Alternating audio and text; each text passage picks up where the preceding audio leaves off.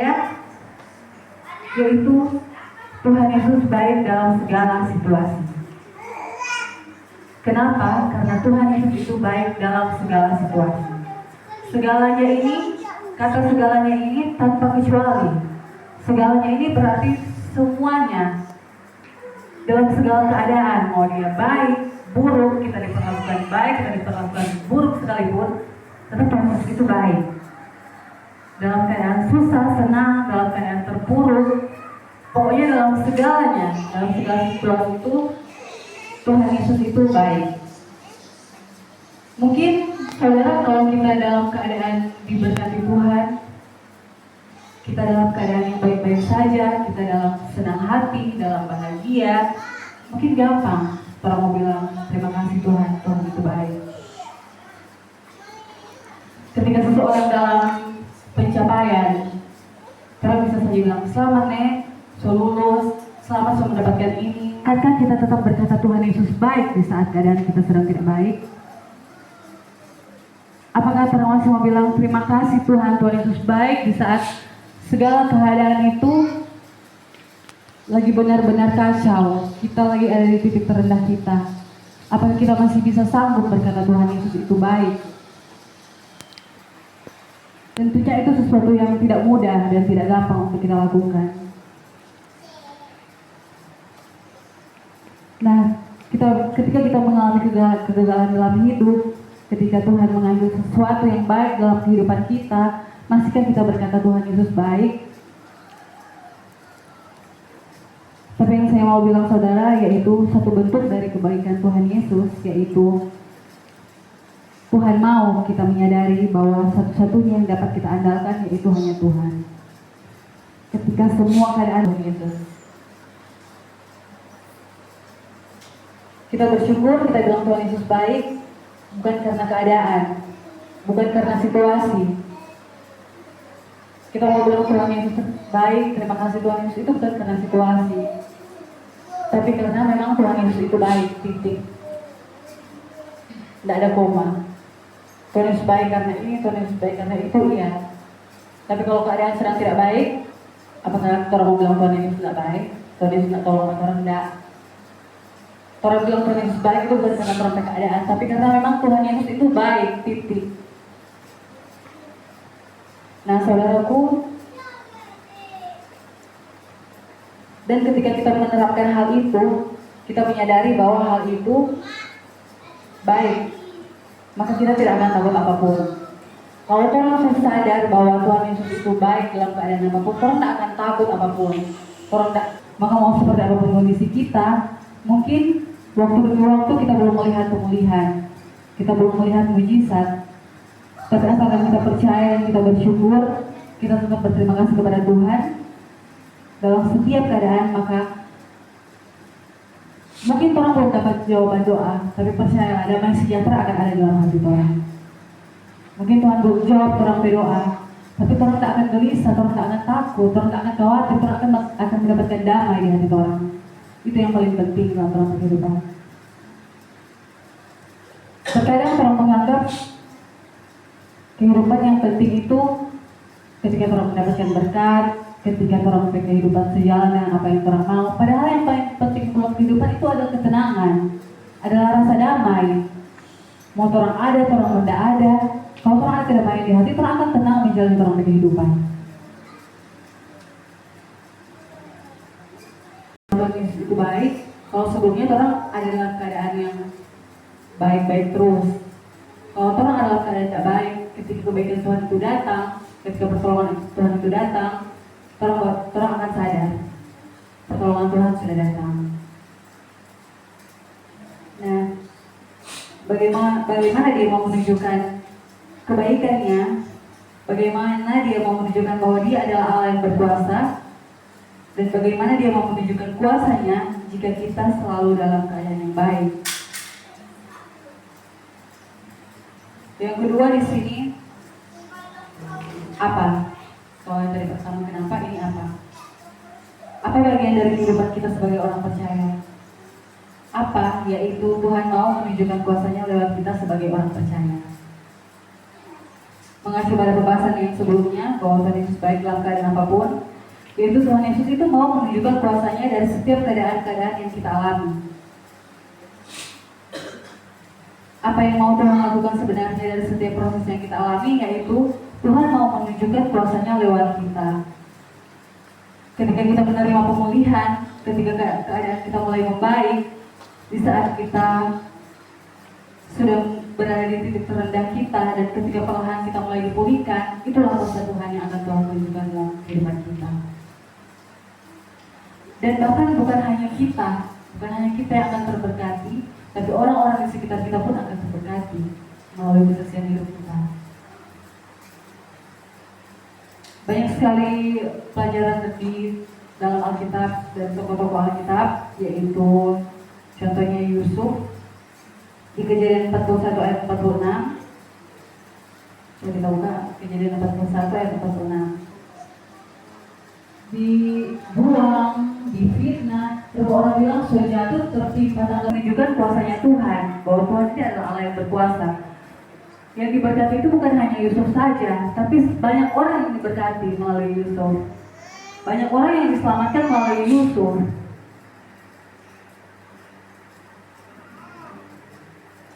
Jadi bukan hanya keadaan Yusuf yang dipulihkan, tapi keluarganya bisa ditolong, orang-orang pada saat itu bisa ditolong. Karena kalau bukan karena Yusuf, pasti akan banyak yang menderita kelaparan pada saat itu. Tapi melalui Yusuf, melalui penderitaan yang Yusuf alami, proses demi proses, maka sampai di titik Tuhan menunjukkan kuasanya, dan Tuhan memberkati banyak orang melalui Yusuf. Tuhan memberkati Yusuf sendiri, Tuhan memberkati sanak saudara keluarganya Yusuf. Jadi seperti itu saudara, yang kita percaya bahwa Tuhan itu akan menunjukkan kuasanya dari setiap keadaan yang kita alami. Nah, terus yang selanjutnya, bagaimana? Kalau tadi kenapa, apa sekarang bagaimana? Nah, buka dalam Matius 6 ayat 10. Bagaimana caranya kita menunjukkan diri kita sebagai orang percaya, yaitu berserah. Belajarlah berserah kepada kehendak Tuhan. Di sini jadilah kehendakmu di bumi seperti yang ada di surga. Jadi apa yang terjadi di bumi itu seperti yang apa Tuhan kehendaki yang ada di surga. Jadi bukan hanya keinginan kita saja, tapi keinginan Tuhan. Bahwa kehendak Tuhan sebagai Raja dalam kehidupan kita itu lebih penting. Seperti yang kita tahu bahwa Tuhan Yesus itu dia adalah Raja. Dia adalah Raja di dalam segala Raja. Dan kehendak Raja lah yang akan terjadi dalam kehidupan kita. Apa yang Raja mau kita harus ikut. Apapun yang kita mau tentu bisa kita sampaikan. Kalau kita mau berdoa, sampaikan kepada Tuhan. Tuhan, saya mau ini, saya mau ini. Tapi jangan lupa di akhir doa kita harus bilang kalau biarlah kehendak Tuhan yang terjadi, bukan kehendak kita. Karena terkadang apa yang menjadi kehendak kita itu bukanlah kehendak Tuhan. Tuhan itu menjawab doa ada 3. Tidak, ya, dan Tuhan akan memberi yang lebih baik. Tuhan menjawab tidak berarti doa tidak dikabulkan. Ya, Tuhan jawab sesuai apa yang kita minta. Tapi yang terakhir ini Tuhan akan memberikan lebih dari apa yang kita minta. Tentunya melalui waktunya Tuhan, bukan waktunya kita. Nah saudara, apapun yang kita mau, kita bisa sampaikan kepada Tuhan. Tapi belajarlah bahwa kita harus berserah kepada kehendak Tuhan, dan kita harus yakin bahwa itulah yang jauh lebih baik buat kita. Karena Tuhan lebih mengerti apa yang kita butuh. Di saat kita meminta, kita harus tahu kedaulatannya Tuhan. Kita harus tahu bahwa Tuhan yang berdaulat atas hidup kita. Apapun yang kita inginkan, kita minta. Tapi Tuhan yang lebih tahu. Seperti yang kita tahu, beberapa bulan yang lalu saya jemaat pun kehilangan sosok ayah. Nah pada saat itu sempat kita bertanya-tanya, kenapa Tuhan, kenapa Tuhan? Bingung dah juga, kenapa Tuhan harus panggil papi, kenapa? Bahkan sempat secara manusia, kita sempat bilang, kenapa tidak kita juga Tuhan? Papi itu pelayan Tuhan, papi itu melayani Tuhan yang sungguh-sungguh di orang gereja. Kenapa Tuhan? Kita tidak mengerti Tuhan maksud apa. Tapi waktu kita dengar sama doa, waktu itu doakan, yang menyebut kata berdaulat. Tuhan itu yang berdaulat atas kehidupan manusia. Orang nggak punya hak apa-apa. Mungkin itu kita bebati. Tapi yang lebih punya itu Tuhan. Tuhan yang punya. Dan Dia yang punya kedaulatan itu. Dan orang sebagai manusia, orangnya bisa terima apa yang menjadi kehendak Tuhan. Karena Dia yang berdaulat. Dan orang yakin dan orang percaya bahwa apa yang Tuhan rancangkan itu, apa yang sudah menjadi kehendaknya yang sudah Dia tetapkan itu bukanlah hal yang tidak baik buat orang. Itu semua adalah hal yang baik. Karena dalam firman Tuhan berkata dalam Yeremia 40. Coba aku buka Yeremia 41 ayat 11. Itu rancangan damai sejahtera dan bukan rancangan kecelakaan untuk memberikan kepadamu hari depan yang penuh harapan. Itu juga yang orang pegang. Bahwa Tuhan perancangan itu bukan rancangan kecelakaan. Bukan. Setiap rancangan yang Tuhan buat dalam kehidupan orang itu untuk mendatangkan kebaikan. Mau lama atau tidak lama waktunya, tapi itu orang percaya itu untuk mendatangkan kebaikan dalam kehidupan. Bukanlah rancangan kecelakaan. Makanya ketika Tuhan sudah berdaulat, Dia sudah menetapkan sesuatu, orang yakin, dia orang percaya itu. Katanya kan orang percaya kepada Tuhan. Orang percaya bukan hanya karena orang Kristen, tapi orang percaya karena memang benar-benar orang percaya kepada Tuhan. Bahwa Tuhan akan memberikan segala sesuatu yang terbaik buat orang, bukan hanya baik tapi terbaik buat orang.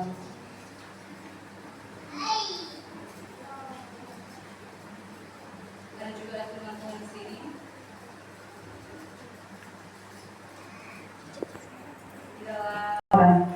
Tapi apakah kita menyerah dengan tapi kehidupan? Tidak. Kita tidak menyerah. Kembali lagi seperti yang di awal tadi saya bilang, meskipun keadaan saya sedang tidak baik, saya dihajar habis-habisan oleh keadaan, tapi saya mau tetap bilang bahwa Tuhan Yesus itu baik. Amin. Itu yang mau saya percaya. Tuhan Yesus itu baik. Itu yang menjadi pegangan saya sampai saat ini. Tapi tentunya saya tidak diam. Saya mencoba bangkit, saya mencoba melakukan berbagai cara untuk memulihkan kehidupan saya. Tapi saya masih menemui kegagalan. Masih kegagalan itu masih ada sampai saat ini. Tapi saya percaya ini proses dari Tuhan dalam kehidupan saya secara pribadi. Mungkin Tuhan mau bilang, mungkin ketika hanya 1, 2, 3 pergumulan itu membuat iman saya runtuh. Di tahun-tahun yang lalu itu jujur membuat iman saya runtuh. Tuhan, kenapa kita dapat pergumulan ini? Kenapa kita alami kejadian ini, Tuhan? Kita sering mau Tuhan melayani, kita kecewa. Dan saya menyadari mungkin itu caranya Tuhan untuk membawa saya ke dalam pemulihan. Tapi tidak, tetap kita kabal. Tetap tidak. Sampai pada titik benar-benar semua keadaan tidak ada yang baik dalam kehidupan. Sampai kita pikir begini, mungkin caranya Tuhan, supaya sini Tirta, sini selalu jauh ada melangkah, selalu jauh ada tinggi, balik dulu sini. Dengan keadaan ini mungkin membuat kita jadi menyadari bahwa siapa lagi yang kita mau andalkan. Tidak ada lagi yang bisa kita andalkan, kata kita diri sendiri pun kita tidak bisa andalkan. Mau andalkan siapa? hanya Tuhan, hanya tersisa satu-satunya Tuhan. Dan saudara, kita jangan sampai ada dalam keadaan itu. Nanti sudah ada satupun yang dapat orang andalkan, nanti tinggal satu-satunya Tuhan, baru orang mau sadar. Jadi mau dalam keadaan apapun orang percaya juga bahwa rancangan Tuhan lebih indah daripada dalam perancangan. Kuasa Tuhan itu, Tuhan akan tetap menyatakan, mau lama, sama dengan lagu yang pernah nyanyikan, sering kau pernah nyanyikan. Semua ada waktunya Tuhan, sama dengan lagu tadi. Selalu ada jalannya Tuhan, selalu ada caranya Tuhan. Ada, pasti ada Tuhan bicara, pasti ada Tuhan berjalan. Bukan ada, selalu ada, tapi Tuhan bicara itu yang seperti apa? Karena Tuhan bicara itu bukan seperti apa yang orang mau, bukan. Tapi seperti apa yang menjadi Tuhan terdekat dalam proses kehidupan.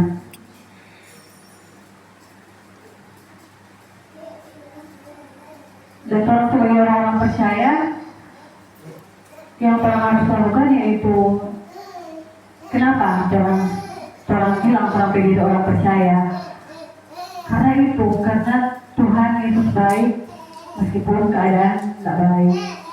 Orang belajar bilang Tuhan Yesus baik meskipun keadaan tidak baik. Terus orang percaya bahwa lewat orang pergumulan hidup, lewat orang keadaan-keadaan, Tuhan akan menjadikan Tuhan berkuasa. Tuhan akan menjadikan Tuhan berkuasa, Tuhan berkuasa akan lebih sempurna ketika Tuhan dipulihkan. Bagaimana caranya Tuhan dipulihkan? Tentunya Tuhan harus mengalami hal-hal yang tidak baik dulu. Kalau Tuhan dalam keadaan baik, tentunya pemulihan itu tak akan terjadi. Tapi ketika Tuhan dalam keadaan tidak baik, asalkan Tuhan tetap mau berada di jalannya Tuhan, pasti Tuhan akan dipulihkan. Dan di saat Tuhan dipulihkan, maka kuasa Tuhan lah yang akan dinyatakan, akan memberkati orang dan akan memberkati orang-orang di sekitar orang. Tuhan akan menjadi berkat buat banyak orang. Tapi yang perlu kita ingat juga bahwa kehendak Tuhan harus berserah kepada kehendak Tuhan. Tuhan harus berserah kepada apa yang Tuhan inginkan dalam proses kehidupan. Baik buruknya itu orang percaya bahwa kehendak Tuhan itu yang terbaik dalam proses kehidupan. Meskipun dunia tidak baik, tapi kehendak Tuhan yang terbaik dalam sebenarnya. Jadi tetap orang menjalani kehidupan yang ayu ini sebaik mungkin. Tidak usah pikir seperti apapun orang berpergumulan, tidak usah pikir. Yang penting orang pikir juga Tuhan ada bersama-sama dengan orang. Mau satu dunia setinggal 4 orang percaya bahwa ada yang tidak pernah meninggalkan orang yang itu Tuhan. Karena Tuhan pun tidak berjanji bahwa selamanya orang kehidupan akan mulus-mulus saja. Tuhan tidak berjanji bahwa orang badai tidak akan datang. Tapi yang Tuhan janjikan, meskipun badai datang, Tuhan akan bersama-sama dengan orang. Meskipun cara terjatuh, Tuhan tidak akan sampai tergeletak. Dan selama ini yang saya lihat itu, meskipun orang berulang keadaan seburuk apapun, tapi tidak pernah yang sampai benar-benar kalau tergeletak, tidak berdaya, tidak benar-benar tinggal nanda. Tidak pernah saya lihat seumur saya hidup. Dan dari pribadi saya juga, mau sesulit apapun kita berkeadaan, tidak pernah yang benar-benar Tuhan setinggalkan kita sabiar, tidak pernah. Tuhan tetap tolong, bahkan di saat kita meninggalkan Tuhan, Tuhan tidak pernah setinggalkan orang. Itu yang menjadi penguatan saya dan itu yang membuat saya bersyukur. Saya mau tetap bilang Tuhan Yesus baik meskipun keadaan saya tidak baik, karena itu saudara. Karena saya melihat dalam kehidupan saya pribadi, bahkan ketika saya meninggalkan Tuhan, Tuhan tidak pernah meninggalkan saya. Ketika saya mengalami hal-hal itu, saya jadi terima kasih Tuhan. Tuhan tidak pernah masih tinggal di dekat kita. Jadi apa alasan kita mau bilang Tuhan Yesus itu tidak baik? Tidak ada. Tidak ada alasan. Kita tidak menemukan satu alasan pun untuk bilang Tuhan Yesus tidak baik. Itu pun orang dalam keadaan, memang keadaan seluruh keadaan buruk, tapi kita masih bisa bernafas. Itu merupakan satu bentuk kebaikan Tuhan. Kadang hal-hal sesimpel itu orang lupa loh, itu kebaikan Tuhan loh. Hanya karena itu sering orang alami, sering terjadi dalam kehidupan, menjadi suatu rutinitas orang mau dari sini ke tempat kerja aman-aman, pulang tempat kerja aman-aman, karena itu merupakan suatu rutinitas. Orang kadang lupa bahwa itu juga bagian dari kebaikan Tuhan. Orang baik-baik saja, orang sehat-sehat saja, meskipun orang sakit, orang tetap diberkati. Itu merupakan kebaikan Tuhan yang kadang orang tak sadar. Dan saat ini saya mau mengingatkan kembali bahwa hal-hal sekecil itu pun itu merupakan kebaikan Tuhan. Orang bernafas pun itu merupakan kebaikan Tuhan. Jadi tidak ada alasan orang mau bilang Tuhan Yesus itu tak baik. Jadi dalam keadaan apapun tetap orang berkata Tuhan Yesus itu baik. Tolong coba perkatakan itu. Terima kasih Tuhan, Tuhan Yesus itu baik.